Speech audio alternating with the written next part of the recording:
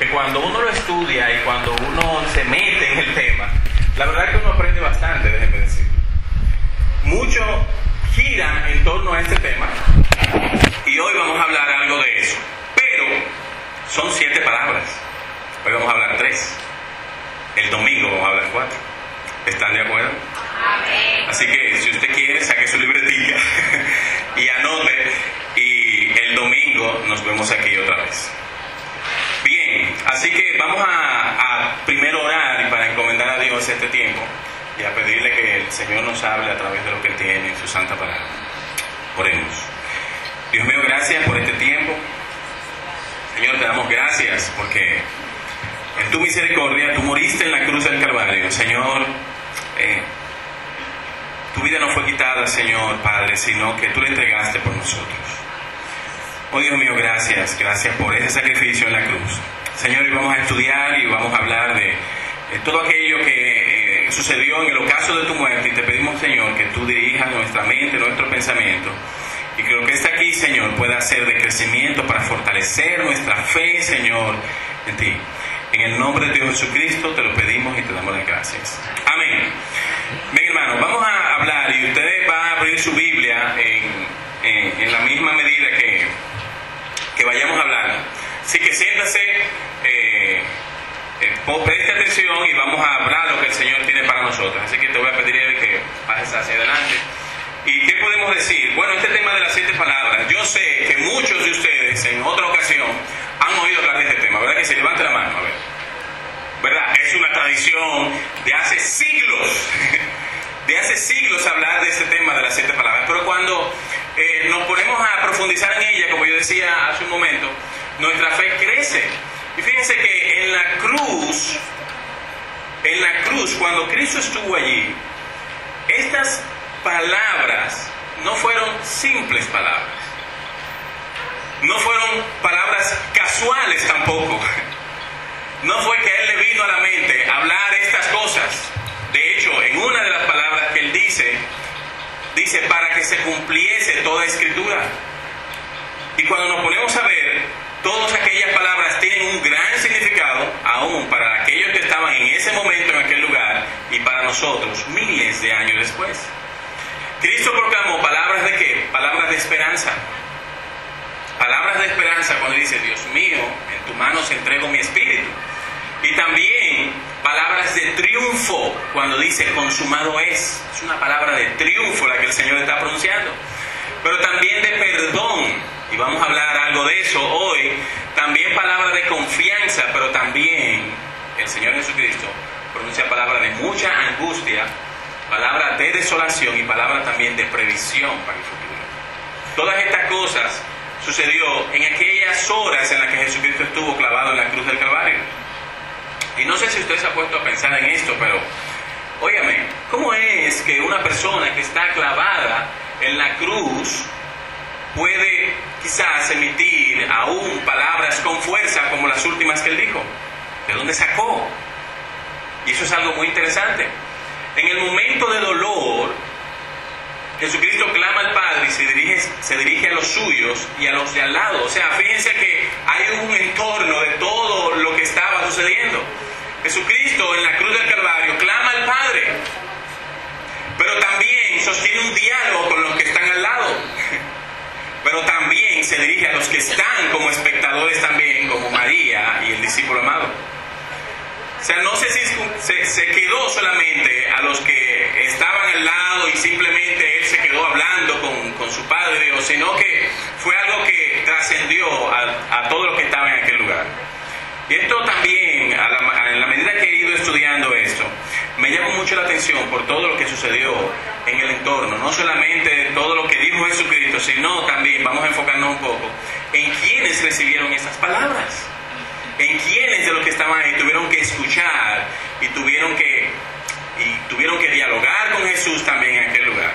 Entonces, vamos a ir desarrollando y usted va a ir buscando en su Biblia y yo te voy a pedir que pase la próxima diapositiva. Vamos a empezar con esta primera palabra que dijo el Señor Jesucristo. En primer lugar, el Señor Jesucristo dice, Padre, perdónalos porque no saben lo que hacen. Y esto se encuentra en Lucas, aunque ahí dice Juan. Y Jesús decía, Padre, perdónalos, porque no saben lo que hacen. En Lucas 23:34, Jesucristo pronuncia esto y así lo revela el escritor. Ahora, yo me hago la pregunta, y hágase usted la pregunta también. Jesucristo estaba en la cruz del Calvario, posiblemente acababa de ser clavado, acababa de ser erguido en la cruz, y todo el mundo le estaba viendo.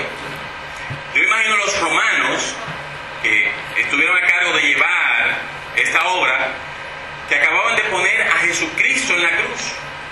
Posiblemente ya sus brazos, sus manos, ya habían sido atravesadas por los clavos. Posiblemente en este momento de dolor, al principio, porque también ya él había sufrido bastante dolor, ya yo me imagino que en aquel entonces ya una corona de espinas estaba en su frente, pero también ya él había sido azotado, él había sido injuriado también, aún antes de ser clavado en la cruz. Y es ahí cuando Jesucristo dice, Padre, perdónalos, porque no saben lo que hacen. El Señor Jesucristo dijo en otra ocasión, si alguno quiere venir en pos de mí, niéguese a sí mismo, tome su cruz y sígueme. Hermano, yo no sé ustedes, pero todos tenemos una cruz que llevar. Yo no sé si usted tiene una ahora mismo, pero los enemigos de Cristo estaban condenándolo, y estaban condenando a un inocente. Yo imagino que ¿qué pudo haber dicho él en un momento de tanta angustia cuando no podía ni siquiera defenderse? Él solamente dijo, Padre, perdónalos porque no saben lo que hacen. A veces uno tiene amigos, entre comillas, y puede ser que tenga enemigos que quieran el mal para su vida. Hace unos meses, como en el mes de agosto o septiembre por ahí, yo recibí una visita nocturna en mi casa, que fue sin invitación porque se metió por la ventana incluso. Yo no lo invité, no me avisó que iba a ir, pero tampoco me dijo que se iba a llevar mi laptop, tampoco dijo que se iba a llevar un dinero que tenía ahí. Simplemente un ladrón se metió a mi casa. La verdad que cuando amaneció yo me di cuenta de que todo faltaba. No quieran ustedes saber todo lo que pasó por mi mente en ese momento contra esa persona que yo nunca había visto, o que nunca la vi y nunca veré, creo. Y después yo me puse a pensar, pero Dios mío, pero cuidado si yo estoy creando quizás una raíz de amargura en mi corazón por alguien. Así que, Señor, perdona a ese pobre ladrón. Y no me quedó más nada que decir, Señor, perdónalo.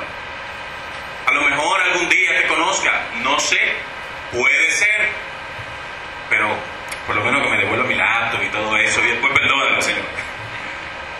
El asunto es que hay veces que contra los enemigos nuestros, con aquellas personas que quieren hacernos mal, nosotros les podemos a veces desear cosas malas a ellos, cuando Jesucristo nos da un ejemplo aquí y nos dice, Señor, perdónalos.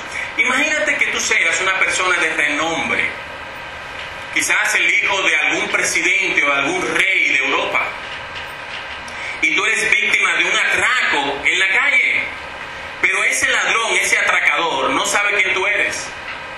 Pero tú sabes que cuando el asunto se resuelve, ese ladrón va a pagar vilmente. Ese ladrón va a pagar por lo que hizo. Yo imagino que Jesucristo estaba en aquel momento diciendo, Padre, perdónalos, porque ellos quizás no saben que yo soy el Hijo tuyo, el Hijo de Dios, que vendré a gobernar en este mundo. Señor, perdónalos porque ellos están siendo parte de la profecía bíblica en este momento y en su ignorancia están cometiendo un gran pecado contra mí. ¿Cuántas veces nosotros tenemos que limitarnos solamente a decir, Padre, perdónalos porque no saben lo que hacen? Y ahí el Señor Jesucristo estaba dando un gran ejemplo acerca de eso mismo que Él habló en el Sermón del Monte, en Mateo 5:44, cuando dice, amad a vuestros enemigos, bendecid a los que os maldicen y haced bien a los que ultrajan y os persiguen. Y dice más adelante, y orad también por aquellos que te maltratan, aquellos que quieren el mal contra ti, ora por ellos. Y eso es hasta difícil de entender, hermano. Yo no sé para usted, pero para mí es difícil de entender. ¿Cómo yo voy a orar por aquel que quiere el mal contra mí? Si esa persona me la encuentro en cualquier lugar y yo sé que quiere el mal contra mí, yo no me voy a quedar quieto. Quizás humanamente yo puedo pensar en eso, quizás tú también puedas pensar en eso, pero Jesucristo se limitó a decir: Padre, clamó a Dios, aquella persona que es la única, el que puede perdonar los pecados, el que te puede salvar, y dice: perdónalos, Dios mío, perdónalos, Padre, porque no saben lo que están haciendo. Así nosotros debemos orar por nuestros enemigos y decirle: Señor, perdónalos también, porque no saben lo que hacen. ¿Cuántas veces hemos estado en alguna situación donde no sabemos que estamos actuando en ignorancia? ¿No le ha sucedido a usted eso? Que está siendo objeto del mal, que está siendo piedra de tropiezo para que la obra de Dios fluya. Y solamente le podemos pedir al Señor que nos perdone, porque en nuestra ignorancia a veces no sabemos lo que estamos haciendo. Así que esta fue la primera palabra que el Señor Jesucristo dijo en la cruz del Calvario: Padre, perdónalos porque no saben lo que hacen. Y eso nos lleva a nuestra segunda palabra, que dice: de cierto te digo que hoy estarás conmigo en el paraíso. Cuando yo estuve analizando esta porción que se encuentra en Lucas capítulo 23, verso 43, dice: entonces Jesús le dijo: de cierto te digo que hoy estarás conmigo en el paraíso. Y es aquella palabra que se le dice erróneamente a aquel que se le llama buen ladrón. Hay ladrones buenos, mi hermano.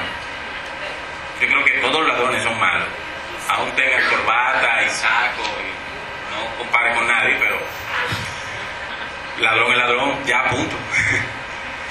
Pero Lucas habla acerca de este buen ladrón y él le pone su nombre. Él le dice que era malhechor. Posiblemente aquel ladrón, él mataba para comer.